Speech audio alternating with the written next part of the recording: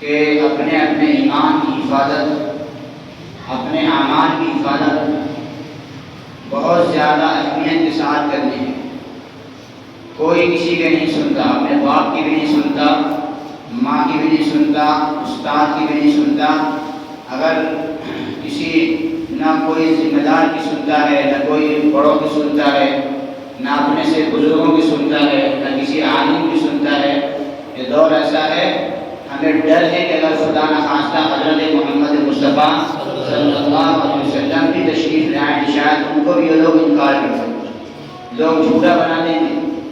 اللہ کا فضل ہے ہم اس زمانے میں پیدا ہوئے کہ ہم حضور پر ایمان لائیں۔ خدا نخواستہ اس زمانے میں پیدا ہوتے اور ابو جہل کے ساتھی بن جاتے، ابو لہب کی باتوں میں آ جاتے، کیونکہ آج بھی سب ابو جہل کے راستے پر ہی چلنا پسند کرتے ہیں، سب ابو لہب کے راستے میں جانا چاہتے۔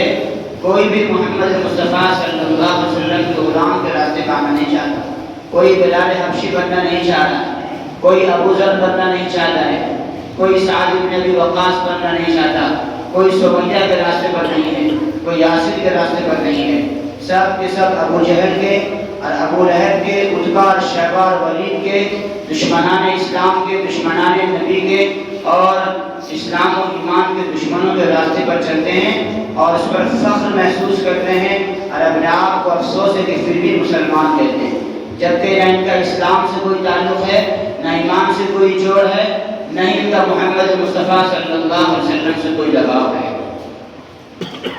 بڑے دکھ کی بات ہے، بڑے افسوس کی بات ہے، مسلمان ہو کر کے اب ان کے اندر اسلام کی کوئی خوبی نہیں پائی جاتی۔ کوئی دنیا کی ایسی برائی نہیں ہے جو اب مسلمانوں میں نہیں۔ کس برائی پر بات کی جائے، کس بات کی طرف توجہ دینا ہے؟ کون سا لائن ہے جس میں ہم بگڑے ہوئے نہیں ہیں، جس میں ہم برے نہیں ہیں؟ پہلے ہم اعمال کے اعتبار سے بگڑے تھے، افسوس یہ ہے کہ اب ہمارا عقیدہ بھی بگڑ رہا ہے اور ہماری بگاڑ یہاں تک پہنچ گئی ہے کہ ہم جناب محمد مصطفیٰ صلی اللہ علیہ وسلم جو ہماری جان ہے، ہماری شان ہے، ہمارا ایمان ہے اور ہماری دنیا اور آخرت کی نجات ہے، ہم نے ان کے نام کو، ان کی شخصیت کو بھی بگاڑنا شروع کر دیا، ان کے نام کو بھی بدنام کرنا شروع کر دیا، ان کے دین کو ذبح کرنا شروع کر دیا۔ اگر یہ کوئی غیر مسلم کرتا ہے جس کا اسلام سے کوئی تعلق نہیں، کوئی فرق نہیں ہے، چلو ان کا کام ہی ہوا ہے، وہ تو مخالف ہے، وہ تو دشمن ہے، ان کا تو کام ہی ہے وہ۔ لیکن ایک مسلمان یہ کام کرے، اسلام پر عمل کرنے والا، اپنے آپ کو اسلام کا دعویٰ کرنے والا یہ کام کرے تھے، بڑے دکھ اور افسوس کی بات ہے، اس کا دنیا میں کوئی علاج نہیں ہے۔ نبی اکرم حضرت محمد مصطفیٰ صلی اللہ علیہ وسلم نے ارشاد فرمایا، سیاتی علی الناس زمان، لوگوں پر ایک ایسا زمانہ بھی آنے والا ہے، لوگوں پر ایک ایسا زمانہ آنے والا ہے،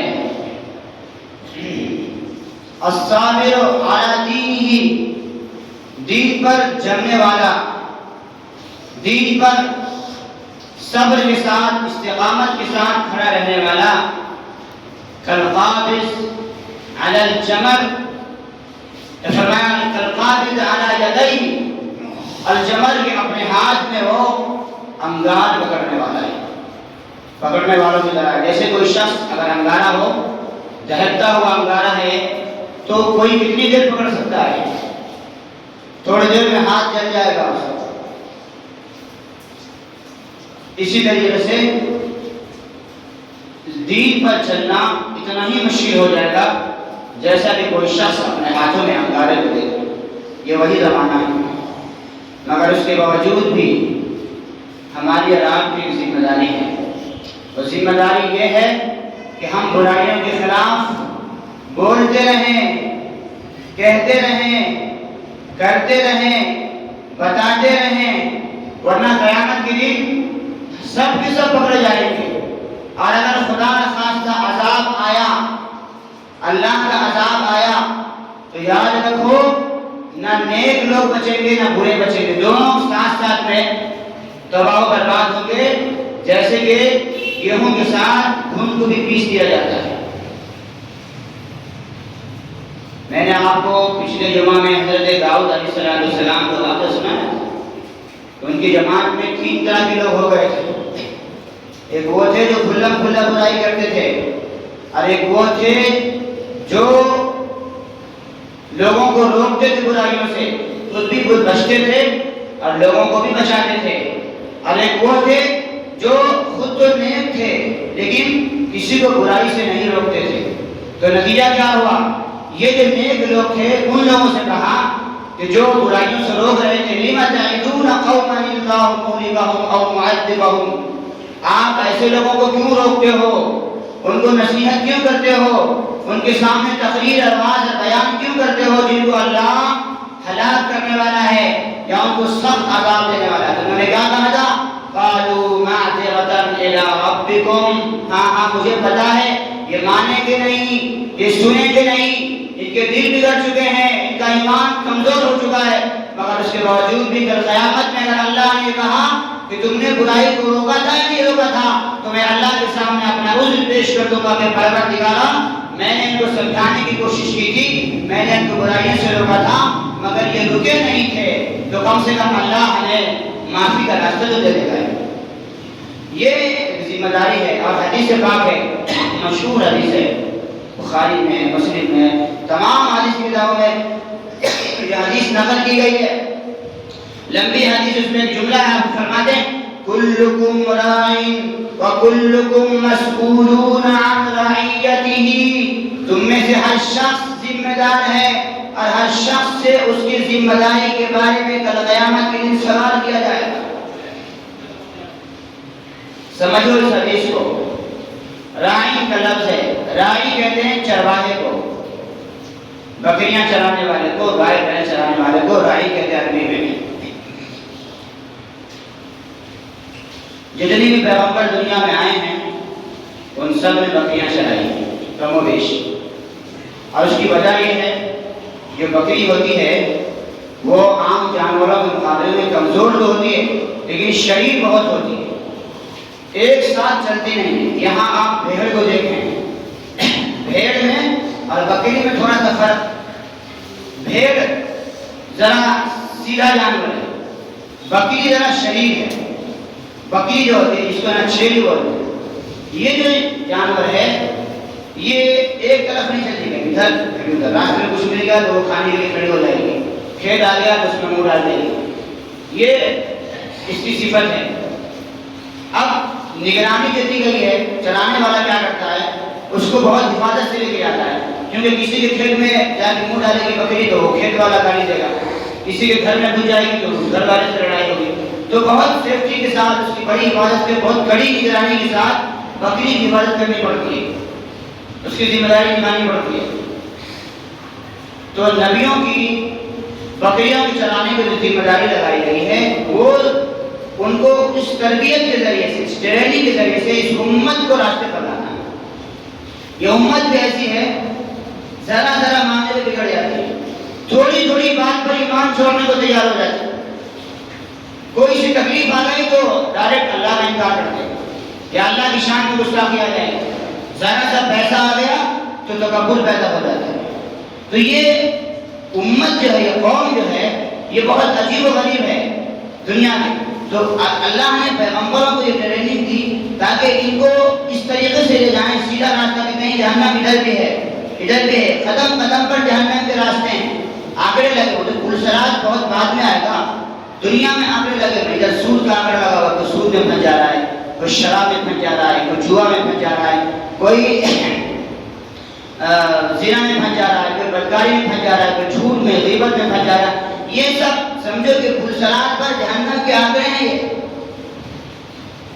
بعد میں وہ پلسرات کا مسئلہ بعد میں، دنیا کی یہ پلسرات ہے، یہ تمام چیزوں سے، جھاڑیوں سے، کانٹوں سے گزرتے گزرتے سیدھا جنت میں پہنچنا آسان راستہ نہیں ہے۔ اب اس سے بچانا انبیاء کرام علیہ السلام کی ذمہ داری، حکومت کو ہر چیز بتائے، اس لیے اللہ نے ان کی ٹریننگ بکریوں کے ذریعے سے فرمائی۔ اب وہ لفظ بکریوں کے معنی میں، چرواہے کے معنی میں نہیں، اب اس کا معنی کیا ہے؟ ذمہ دار کے معنی، اس کے معنی ہے بیدار کرنے والے، اس کے معنی ہے نگرانی کرنے والے۔ تو فرمایا امت کا ہر فرد، چھوٹا ہو یا بڑا، ہر آدمی ذمہ دار ہے، نگراں ہے۔ کلکم راعٍ، تم میں سے ہر شخص ذمہ دار ہے اور ہر ایک سے اس کی ذمہ داری کے بارے میں کل قیامت کے دن سوال کیا جائے گا۔ اب ہم اس حدیث کے مطابق دیکھتے ہیں کہ ذمہ داری کس انداز کی ہے۔ جیسے آپ اور ہم پوری دنیا کو تو نہیں سنبھال سکتے نا، پوری دنیا کی برائی کو تو ختم نہیں کر سکتے، لیکن اتنی ذمہ داری تو ہے نا، کم سے کم اپنے گھر کو تو اچھا رکھ سکتے ہیں، دیندار رکھ سکتے ہیں، کہ یہ بھی نہیں کر سکتے۔ یا مرد ہیں یا نہ مرد ہیں، ہمیں خود فیصلہ کرنا پڑے گا۔ اگر ہم اپنے گھر کے اندر بھی دینداری باقی نہیں رکھ سکتے تو پھر کس کام کے مسلمان ہیں؟ تو ہماری ذمہ داری ہمارے گھر سے شروع ہو جاتی ہے۔ چلو اس سے بھی چھوٹا کرو، کیا ایک باپ اپنے بیٹے کو صحیح راستے پر نہیں لا سکتا؟ اگر بیٹا بگڑ رہا ہے، اگر اس کو صحیح راستے پر تربیت اور دینی تربیت دے تو کیا نہیں لا سکتا؟ باپ اگر اپنی ذمہ داری ادا کر دے بیٹے کے تعلق سے، اور اگر بیٹا دیندار ہے باپ دیندار نہیں ہے، تو بیٹا اگر اپنے باپ کی ذمہ داری ادا کر دے تو اس طریقے سے بیٹا بھی سدھر جائے گا، باپ بھی سدھر جائے گا۔ شوہر اپنی بیوی کو سنبھالے، اور اگر شوہر بگڑا ہوا تو اس کو بیوی سنبھالے۔ اس طریقے سے بیٹا اور بیٹی اور پوتا اور پوتی نوازی ہر ایک کی ایک ایک ذمہ داری ہے اپنے گھر کے اعتبار سے۔ ہم اگر اپنے گھر کو ٹھیک کر لیں تو ایک گھر ٹھیک ہو گیا، دوسرا مسلمان ہے دوسرے گھر کو اس کی ذمہ داری سے ٹھیک کرے گا، تیسرا گھر ہے تیسرا مسلمان ہے وہ اپنے گھر کو اپنی ذمہ داری سے ٹھیک کرے گا۔ اس طریقے سے ایک ایک گھر کو اگر خود اپنے طور پر مسلمان ٹھیک کرنے لگے، پوری بستی سدھرے گی یا نہیں سدھرے گی؟ نہیں سدھر سکتی۔ نبی اکرم حضرت محمد مصطفیٰ صلی اللہ علیہ وسلم پر جب وحی نازل ہوئی تو آپ کو جو حکم ہوا اس میں کیا ہے؟ وَأَنذِرْ عَشِيرَتَكَ الْأَقْرَبِينَ، اے نبی صلی اللہ علیہ وسلم آپ اپنے رشتہ داروں کو ڈرائیے، قریبی لوگوں کو ڈرائیے۔ اقرب وہ جو آپ سے بہت نزدیک ہیں، بھائی ہے بہن ہے بیٹا ہے بیٹی ہے پوتا ہے پوتی ہے نواسا ہے خالہ ہے پھوپھا ہے ماموں ہے، یہ سب بہت نزدیکی رشتے ہیں۔ ان تمام لوگوں کو پہلے دین کی بات بتائیے، ان کو اسلام کی طرف لائیے۔ یا ایھا المدثر قم فانذر، اے نبی صلی اللہ علیہ وسلم جو چادر میں لپٹے اٹھیے اور لوگوں کو ڈرائیے۔ قم فانذر وربک فکبر، اور اپنے رب کی بڑائی بلند کرنا شروع کر دیجیے۔ وثیابک فطہر، اور اپنے کپڑوں کو صاف ستھرا رکھیے۔ یہ جو حکم دیا ہے نبی اکرم صلی اللہ علیہ وسلم کو، اپنے رشتہ داروں کو قریبوں کو قریب والوں کو ڈرائیے، تو اس کے لیے اللہ کے نبی صلی اللہ علیہ وسلم نے اپنے گھر میں ایک بار دعوت کی، پورے قریش کے لوگوں کی اپنے رشتہ داروں کی دعوت کی، اور دعوت کھلانے کے بعد آپ نے ان کو دین کی دعوت دی اور بتایا کہ بتاؤ ہمارا اس کام کے لیے کون کون ساتھ دینے کو تیار ہو؟ تو اس مجمع میں کوئی نہیں کھڑا ہوا، صرف حضرت علی رضی اللہ عنہ کھڑے ہوئے۔ پھر دوسری مرتبہ پھر آپ نے لوگوں کو بلایا، دعوت دی، اور اس کے باوجود بھی کوئی اس مجمع میں آپ کا ساتھ دینے کے لیے کھڑا نہیں ہوا، اس میں بھی حضرت علی کھڑے ہوئے۔ تو دو تین مرتبہ اللہ کے نبی صلی اللہ علیہ وسلم نے لوگوں کو جمع کر کے اپنے گھر والوں کو رشتہ داروں کو بلا کر کے سمجھانے کی کوشش کی۔ اس میں آپ کا خاص رشتہ دار، خاص چچا، خون کا رشتہ ابو لہب جو ہے آپ کا سخت اور جامع دشمن ہو، لیکن آپ نے اپنی ذمہ داری سے ہاتھ نہیں دھویا، آپ نے وہ ذمہ داری ادا فرمائی، ہر ایک کو جہنم سے بچانے کی کوشش۔ اسی طریقے سے ہمارے رات کی ذمہ داری ہے کہ ہم پہلے اپنے گھر سے شروع کریں۔ قرآن کریم میں ہے یا ایھا الذین آمنوا قوا انفسکم واہلیکم نارا وقودها الناس والحجارہ، اے لوگوں اپنے آپ کو اور اپنے گھر والوں کو جہنم کی اس آگ سے بچاؤ جس کا ایندھن انسان اور پتھر ہیں، جس میں جلانے کے لیے لکڑیاں نہیں ڈالی جائیں گی، جس میں جلانے کے لیے پتھروں کو ڈالا جائے گا اور انسانوں کو ڈالا جائے گا۔ علیہا ملائکۃ غلاظ شداد، جہاں پر فرشتے بھی ایسے ہوں گے جو بہت سخت مزاج کے ہوں گے، سخت دل ہوں گے، ان کا چہرہ بھی بہت سخت ہوگا، دل بھی بہت سخت ہوگا، ان کی مار بھی بہت سخت ہوگی۔ غلاظ شداد لا یعصون اللہ ما امرہم، وہ سود وہ رشوت کھانے والے نہیں ہوں گے، چلو پیسے دے دو گے تو مار کم کر دیں گے، یا پیسے دے دیں گے جہنم سے نکال دیں گے، نہیں، لا یعصون اللہ ما امرہم، اللہ نے ان کو جو حکم دیا ہے اس کو پورا کرنے والے ہوں گے۔ وَيَفْعَلُونَ مَا يُؤْمَرُونَ، جو حکم دیا گیا ہے اس کو مکمل طور برابر ادا کرنے والے ایسے سخت قسم کے فرشتے ہوں گے اس جہنم کی آگ میں، اس جہنم کے دروازے پر بیٹھے ہوئے ان سب کی ریپیئرنگ کر رہے ہوں گے۔ اللہ فرماتے ہیں کہ لوگوں اپنے آپ کو بچاؤ، فرسٹ اپنے آپ کو بچاؤ اور اپنے گھر والوں کو بچاؤ۔ کس کو بچاؤ؟ گھر والوں کو۔ اب ہم ایک اور آیت آپ کو سناتے ہیں سورہ طور میں۔ اللہ تعالیٰ قیامت میں جنتیوں کو جنت میں ڈال دیں گے تو ان سے بات چیت ہوگی، گفتگو ہوگی، جنت میں کیسے آئے؟ تو کہیں گے قالوا انا كنا قبل في اهلنا مشفقين فمن الله علينا ووقانا عذاب السموم، کہ ہم اس سے پہلے اپنے گھر والوں میں تھے اور اللہ سے ڈرنے والوں میں تھے، اپنے گھر میں رہتے ہوئے، اپنی بیوی بچوں میں رہتے ہوئے کہ اللہ سے ڈرتے تھے، حرام نہیں کھاتے تھے، حرام نہیں بولتے تھے، حرام نہیں سوچتے تھے، حرام نہیں کرتے تھے، اللہ کا خوف تھا، دل میں تقوی تھا، ڈر تھا، جس کی بنیاد پر اللہ نے آج ہم پر احسان کیا ہے۔ فمن اللہ علینا، آج اللہ نے ہم پر احسان کیا، ووقانا عذاب السموم، اور جھلسا دینے والی، جلا دینے والی، ختم کر دینے والی آگ سے اللہ نے ہماری حفاظت کی ہے۔ میں آپ سب کو یہ بتانا چاہتا ہوں کہ ہم کم سے کم اپنے گھر سے شروعات کر کے ان برائیوں پر کنٹرول نہیں پا سکتے کیا؟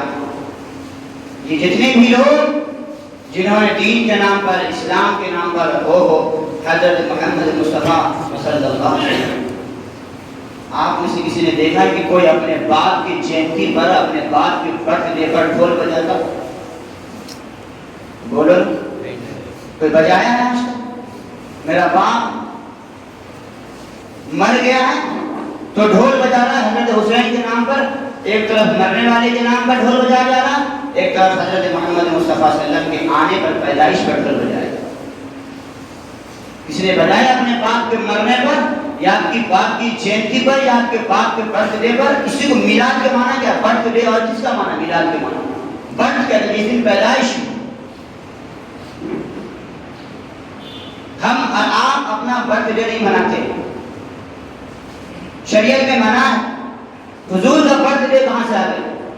یہاں پر ایک بات سمجھ لو، سنو غور سے۔ علماء دیوبند، علماء اہل سنت والجماعت اور دوسرے جو مخالف ہیں، ان میں اور ہمارے میں جھگڑا کس چیز کا ہے؟ اس کو بہت توجہ سے سن لینا، میں آپ کو یہ بات پہنچانا چاہتا ہوں۔ جھگڑا کس بات پر ہے؟ ہم آپ کو پچھلے جمعہ میں بولے تھے، کوئی بھی کام ہم اللہ کے نبی صلی اللہ علیہ وسلم کے حکم کے بتائے آپ حکم کے بغیر نہیں کر سکتے، پکا ہے؟ بولو نا ذرا۔ نیک کام بھی کرنا ہو تو اس میں کس کا حکم دیکھنا پڑے گا؟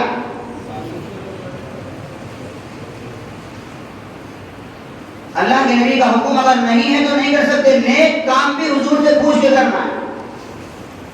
مثال کے طور پہ میں نے یہ دیا تھا آپ کو کہ ہم ظہر کی نماز 4 رکعت پڑھاتے ہیں اور جمعہ کی نماز کتنا پڑھاتے ہیں؟ 2 رکعت پڑھاتے ہیں۔ میں آج 4 پڑھاؤں گا، آپ مجھے پڑھانے دیں گے کیا؟ بولو نا، پڑھانے دیں گے؟ تو میں نماز میں کیا گیتا پڑھوں گا، کیا رامائن پڑھوں گا نماز میں، یا قرآن پڑھوں گا؟ پھر بھی آپ مجھے نہیں پڑھانے دیں گے۔ حضرت تمہیں مفتی عالم کی جاہل تمہیں 4 رکعت جمعہ کی نماز دے گا، 2 رکعت چھوٹے چھوٹے بچے کو معلوم ہے، بولیں گے بولیں گا؟ کیوں بولیں گے؟ اس لیے کہ یہ 2 رکعت حضور کا طریقہ نہیں ہے۔ چاہے کہ اس میں اللہ کا نام لیا جا رہا ہے، چاہے اس میں قرآن پڑھا جا رہا ہے، چاہے کہ اس میں حضور پر ہی درود پڑھا جا رہا ہے، مگر چونکہ حضور کا حکم نہیں ہے اس لیے نہیں، سنت میں نہیں ہے۔ کچھ لوگ کہتے ہیں حضور کے زمانے میں نہیں تھا تو کیا بدعت ہو گیا؟ آپ بھی تو حضور کے زمانے میں نہیں تھے، کیا آپ بھی بدعت ہیں؟ جاہل کے بچے، اگر ایسا ہوتا تو 4 رکعت پر حضور نے منع تھوڑے کیا ہے؟ حضور کے زمانے میں نہیں تھا، اس زمانے میں کر لیا 4 رکعت۔ فجر کی نماز کی 4 رکعت پر پھر تو ایسی دلیل پہ ہوئے تو ہر چیز کو بگاڑ ڈالو۔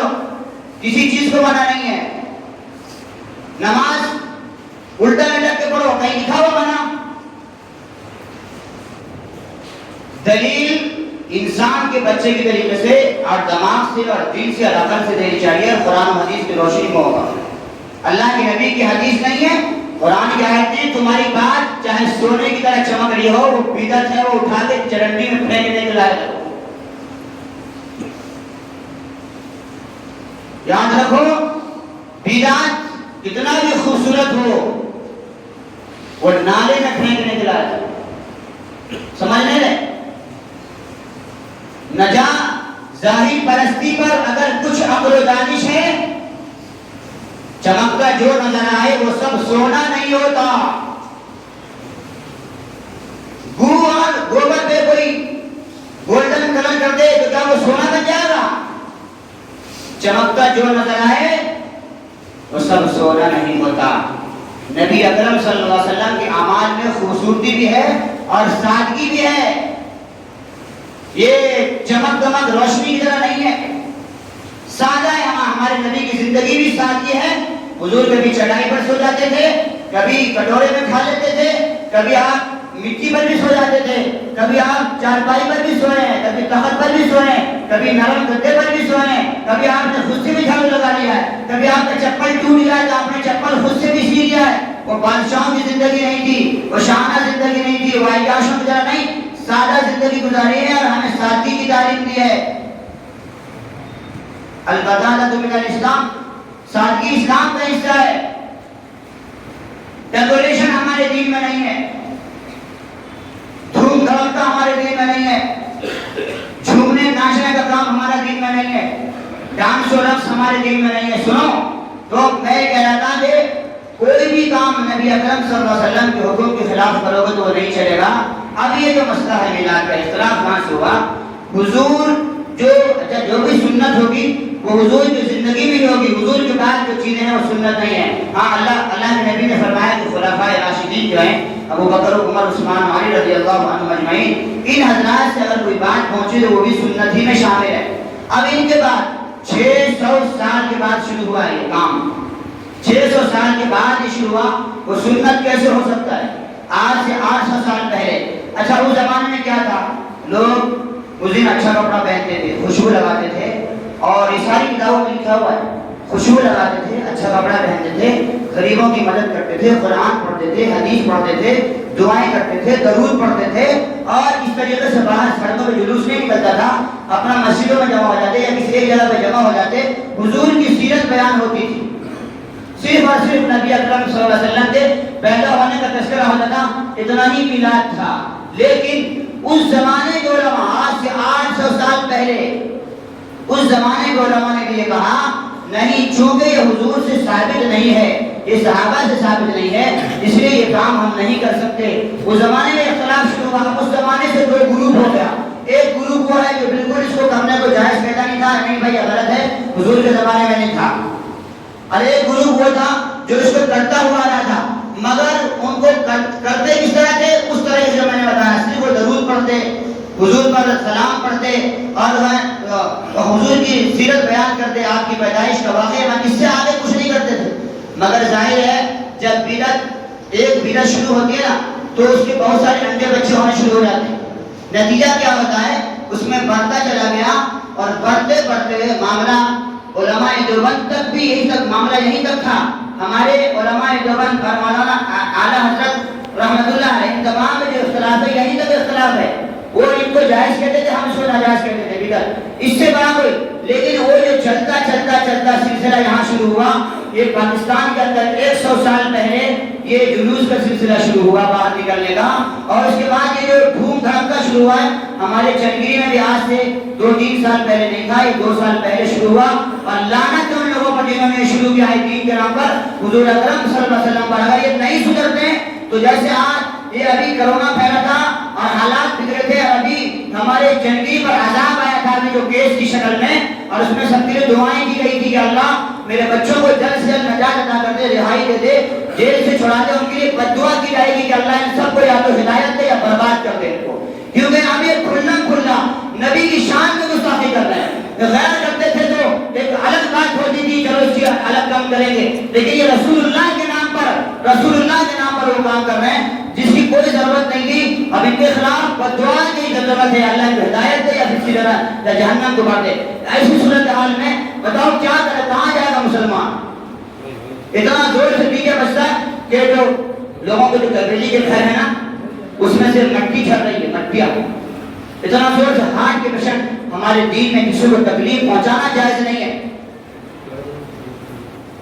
تو اختلاف کی چیز پر ہے نہ تو کوئی بھی کسی بھی مسلک کا عالم, کسی بھی مسلک کا عالم چاہے وہ کوئی بھی ہو, وہ ڈھول کو, تاشے کو, ڈی جے کو حرام ہی کرے گا. اور ایک بات سنو آخر میں کہنا چاہ رہا ہوں, یاد رکھو اللہ کے نبی صلی اللہ علیہ وسلم نے قیامت کی 15 نشانیاں بیان فرمائی ہیں. بہت ساری نشانیوں سے 15 علامتیں بیان فرمائی ہیں جن کے بارے میں فرمایا کہ جب قیامت کے قریب میں یہ 15 باتیں ہوں گی تو یاد رکھو اللہ تعالیٰ 4 قسم کے عذاب نازل کریں گے. کتنے قسم کے؟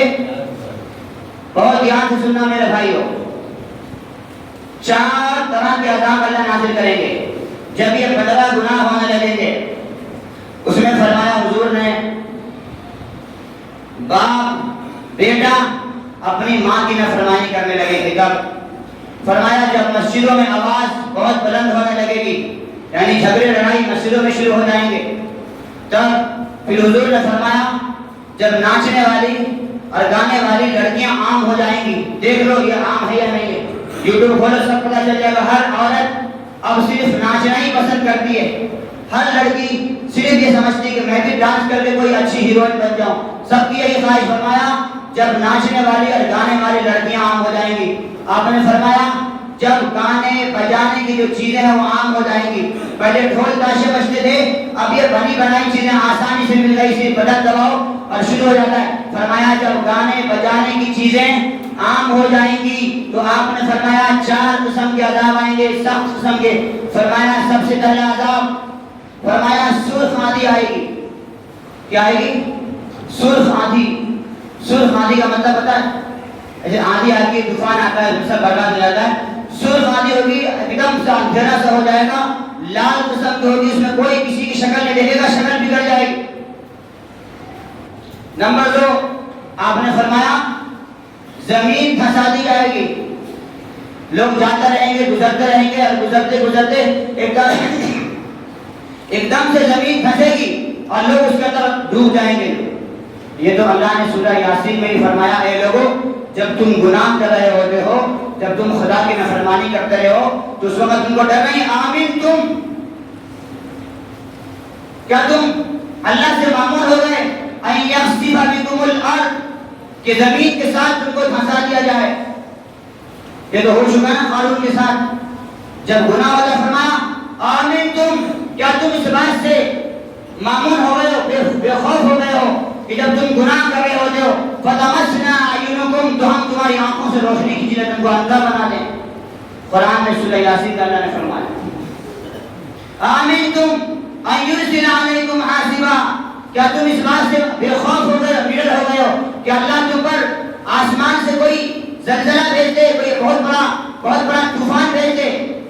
پھر فرمایا آمین تم ان یرسل علیکم ان یعیدکم فیہ تارۃ اخری ویرسل علیکم قاصفا من الریح, کہ بہت بڑے ہواؤں کا کوئی جھونکا بھیجے اور تم سب کو تباہ و برباد کرتے. ثم لا تجدوا لکم علینا بہ تبیعا, پھر کوئی تم سے میرے سامنے پیروی کرنے والا, کوئی تمہارے خلاف سفارش کرنے والا نہیں آ سکتا. تو قرآن کریم میں اللہ نے ہمیں ڈرایا ہے. پھر تم اتنے بے خوف ہو گئے گناہ کرنے وقت, تمہیں ذرا سا خیال بھی نہیں آتا کہ تم کیا کر رہے ہو. اگر اللہ اس وقت زمین دھسا دے تو کیا ہوگا؟ پھر فرمایا زلزلہ آئے گا جس میں پتھروں کی بارش ہوگی. گانا بجانے والے سنو, فرمایا پتھروں کی بارش ہوگی, زلزلہ آئے گا. اور چوتھا عذاب اس سے بھی ڈینجر ہے, مجھے ڈر ہوتا ہے کہ کبھی ایسا ہو نہ جائے.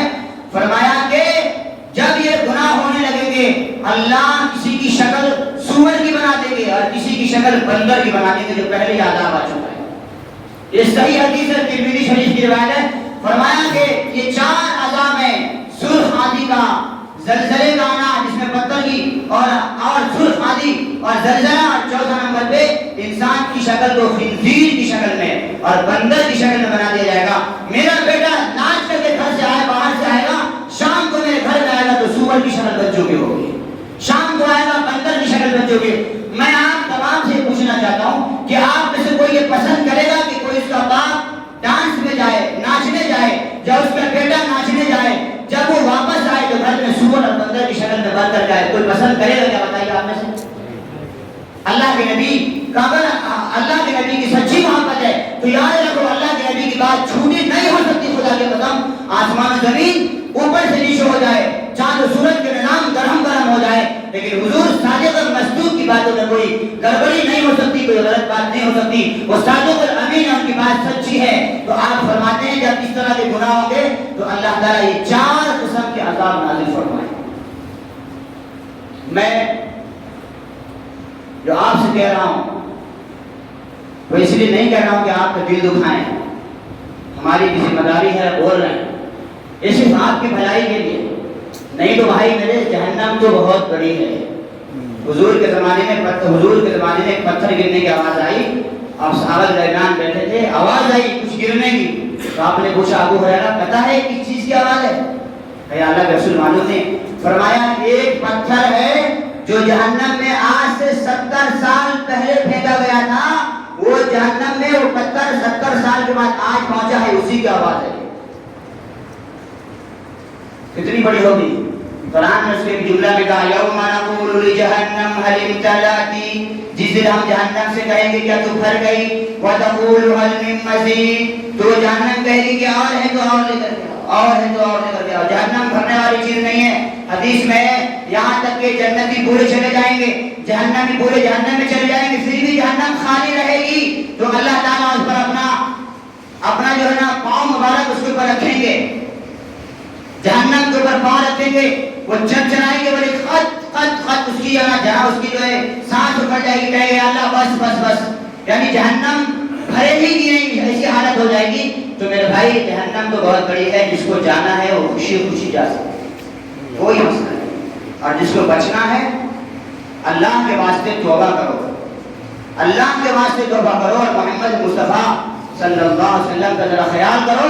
جب ان کو یہ خبر ہوئی کہ ہماری پیدائش کے موقع پر ہمارے مسلمان اسلام کرنے والے درود چھوڑ کر کے وہ میوزک پر اور ہیرو کے ہیروئن کے گانے پر جب وہ ناچ رہے ہوں گے تو حضور کے سینوں کو کتنی تکلیف پہنچی ہوگی۔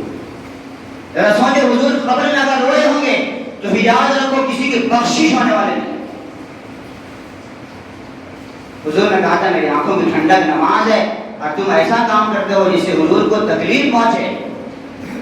ایک ہوتا ہے کافر اور ایک ہوتا ہے گستاخ۔ کافر کا معاملہ آسان ہے، گستاخ کا معاملہ آسان نہیں ہے۔ کافر ہے زندگی گزارتا ہے، مسلمانوں کے ساتھ میں رہ سکتا ہے، لیکن گستاخ کو جینے کا حق نہیں ہے، یاد رکھو۔ توبہ کرو میرے نوجوانوں، میرے بھائیوں، کس چیز میں پڑھ رہے ہو؟ کس نے تم کو سکھایا ہے؟ کس نے بتایا ہے آپ کو یہ چیز؟ ہر سال ایک نیا ڈنگ، نیا طریقہ۔ افسوس مسجد سامنے تھی اور تمہارے گھر کے سامنے میوزک بجا، مسجد کی مینار کے سامنے کوئی غیر مسلم بجاتا ہوا جاتا ہے۔ صرف اتنا فرق تھا کہ وہ گنپتی کی مورتی لاتے ہیں، اور ہمارے یہاں فرق یہ تھا کہ ہم نے ٹیپو سلطان کا فوٹو لگایا ہوا۔ دونوں میں کیا فرق؟ مورتی اور فوٹو دنیا میں شرک کی شروعاتی فوٹو سے ہوا ہے۔ نوح علیہ السلام کے زمانے میں جو 4 بت اس کا قرآن میں تذکرہ کیا گیا، بتوں سے شروعات ہوئی، کیسے وہ فوٹو لگائے تھے، بعد میں دھیرے دھیرے بت پرستی پھیلی۔ ٹیپو سلطان سے حضور کی میلاد کا کیا جوڑ ہے بھائی؟ کیا وہ حضور ہیں؟ یہ جب کر رہے ہو نا، اس سے کیا ہوگا نقصان؟ اس کا آئندہ نقصان یہ ہونے والا ہے کہ آئندہ جو نسل آئے گی، جو چھوٹے چھوٹے بچے جب کل بڑے ہوں گے تو نعوذ باللہ سمجھے کہ شاید یہی محمد مصطفیٰ کی تصویر ہے۔ اور کسی جاہل نے لگایا حضرت علی کی فوٹو۔ بھائی بچو ان چیزوں سے، بالکل وہی کام ہے، صرف تم نے پوجا نہیں کیا ہے، باقی سب کچھ کر لیا ہے۔ توبہ کریں گے انشاءاللہ۔ میں کہتا ہوں اس میں چندہ دینا حرام۔ جن لوگوں نے اس میں پیسے دیے ہیں ان کی سب سے زیادہ گندی جگہ میں پیسے خرچ کیا، اللہ سے توبہ کرو، ورنہ تمہاری دولت پر بھی اللہ تعالیٰ اپنا کنٹرول کر لے گی تو حالت خراب ہو جائے گی۔ نیک کاموں کے لیے پیسے نہیں نکلتے، مسجد کا چندہ ہوتا ہے، مدرسے کا چندہ ہوتا ہے، غریبوں کا چندہ ہوتا ہے، نہیں نکلتے پیسے۔ حرام خوری کے لیے، حرام کاری کے لیے اتنے بڑے بڑے پیسے نکالتے ہو، اللہ تمہیں معاف فرمائے۔ میں یہ بات آپ کو درد دل سے کہہ رہا ہوں۔ اور ایک بات آخر میں ذمہ داروں سے کہوں گا، ہمارے تمام ذمہ داروں سے بڑوں سے، کہ جیسے آپ لوگ گاؤں میں کوئی برائی ہوتی ہے آپ پورے گاؤں کے ذمہ دار بنتے ہیں نا، آپ ہر چیز میں ذمہ دار بنتے ہیں، اس کو روکنے جاتے ہیں اور آپ سمجھتے ہیں کہ مجھ سے پوچھ کے نہیں کیا گیا، اس پر آتے ہیں کنٹرول کرنے کے لیے۔ جب ایسے معاملات ہوتے ہیں اور آپ کو پتا ہے کہ یہ دین کے خلاف ہے، یہ محمد مصطفیٰ کے خلاف ہے، یہ شریعت کے خلاف ہے، اور اس اسلام کی غلط تصویر جا رہی ہے غیروں میں، اور یہ فتنہ ہو رہا ہے نا، جو دعوت کے میں جھگڑا ہوا، ابھی کہاں کہاں جھگڑا ہوتا ہے، یہ سب اس لیے کہ ہم ان کو یہ کرتے ہیں، ان کو ابھارتے ہیں کہ تم بھی کرو یہ۔ ہم ناچتے ہیں، ہم سے ہمارا زیادہ ناچنا جانتے ہیں، ان کو جو عادت کا دین ہی وہی ہے ناچنے کا، وہ کام جب ہم کرتے ہیں ان کو پھیلاتے ہیں ہم۔ اس کا نتیجہ یہ ہو رہا ہے کہ آپ کو نقصان ہو رہا ہے، کرفیو لگا ہوا، جا کے دیکھو وہاں آنا جانا مشکل ہو گیا، چھوٹی سی غلطی کی بنیاد ہمیں ہماری عقل کا کھان چڑھنے کے لیے گئی۔ میں ذمہ داروں سے کہتا ہوں کہ اللہ کے واسطے جب ایسا کوئی کام ہوتا ہے، میں ابھی حدیث سنا جاؤں، ہر آدمی ذمہ دار ہے اور ہر آدمی سے اس کے بارے میں کل قیامت میں سوال کیا جائے گا۔ آپ کی ذمہ داری تھی، گاؤں کے تمام مسجد کے صدر اور سیکریٹری اور کمیٹی کے اراکین کی ذمہ داری تھی، ہماری شہر کی ذمہ داری ہے، سیاسی لیڈران کی ذمہ داری ہے، کونسلروں کی ذمہ داری ہے، تمام مسجدوں کے اماموں کی ذمہ داری ہے، گاؤں کے ہر بڑے بڑے نوجوان کی ذمہ داری ہے جو ہم بات کو سنتے اور سمجھتے ہیں، ان کی ذمہ داری تھی کہ ایسے گناہ کے کام کو، ایسے غلط کاموں کو کھل کر کے روکنے آتے، آپ منع کرتے، آپ نہیں منع کرو، اگر عذاب آتا تو آپ سے کوئی نہیں بچ پائے گا، سب کے سب قیامت میں گناہ میں برابر کے شریک ہوں گے۔ یاد رکھو، ہم کیوں برا ہونے جائے یہ سوچو گے تو دین نہیں بچ پائے گا۔ حضرت محمد مصطفیٰ صلی اللہ علیہ وسلم مکے میں 40 سال تک تھے، 40 سال تک آپ کو لوگ صادق امین کہتے تھے، آپ کو ہاتھوں پر لے کے کرتے تھے، کوئی آپ کا مخالف نہیں تھا۔ جب آپ نے شرک کے خلاف بولا، جب آپ نے توحید پھیلائی، جب آپ نے دعوت کا کام شروع کیا تو لوگ سارے کے سارے مخالف ہو گئے۔ یاد رکھو، اگر تم خلاف سے ڈرو گے، مخالفت سے ڈرو گے تو یہ دین نہیں پھیلتا حضور کے ذریعے سے۔ حضور بھی سوچتے میں تو نیک ہوں، بس آرام سے رہوں گا، لیکن ایسا نہیں ہے، آپ کو مخالفت لینی پڑے گی۔ اور یاد رکھو، جب آپ محبت جو کرو گے، اللہ سے سچی محبت یہ ہے کہ اللہ کے لیے محبت کرنا ہے تو دشمنی بھی اللہ کے لیے کرنا ہے۔ کسی سے مخالفت ہے تو ہماری کسی سے دشمنی نہیں ہے ذاتی، وہ اللہ سے، اللہ کے لیے کسی سے ہماری دشمنی ہے اور اللہ کے لیے کسی سے ہماری محبت ہے۔ اگر یہ ہمارے دل میں نہیں ہے تو ہمارا ایمان مکمل نہیں ہے۔ میں آپ تمام ذمہ داروں سے گزارش کرتا ہوں، تمام لیڈروں سے گزارش کرتا ہوں، تمام مسجدوں کے صدر و سیکریٹری اور اراکین ممبران سے ذمہ دار میں درخواست کرتا ہوں، اور تمام ہمارے شہر سے، شہر کے ہر چھوٹے بڑے اور ہر دیندار نوجوان سے گزارش کرتا ہوں کہ ایسے برائیوں کے خلاف آپ اٹھ کھڑے ہوئیے، ورنہ کل خدا کی قسم آج یہاں تک ہوا ہے، کل اور معاملہ کہاں تک جائے گا کہ سب کے سب دین کو مٹا ڈالیں گے، ختم ہو جائے گا۔ کریں گے انشاءاللہ، برائی کے خلاف اٹھ کھڑے ہوں گے، آپ اٹھ کھڑے ہونا پڑے گا، آپ کو برا ہونا پڑے گا دین کے لیے۔ یہاں برے ہو کے جاؤ گے، کل قیامت کے دن اللہ پوچھے گا، یہ بندہ تو عالم سے خفا میرے لیے ہے، اللہ کہہ رہا ہے یہ بندہ آج تک ساری دنیا کو ناراض کر کے آیا ہے مگر میرے لیے مجھ کو خوش کر کے آیا ہے۔ اللہ ہمیں عمل کی توفیق عطا فرمائے، آمین۔ وآخر دعوانا الحمدللہ رب العالمین۔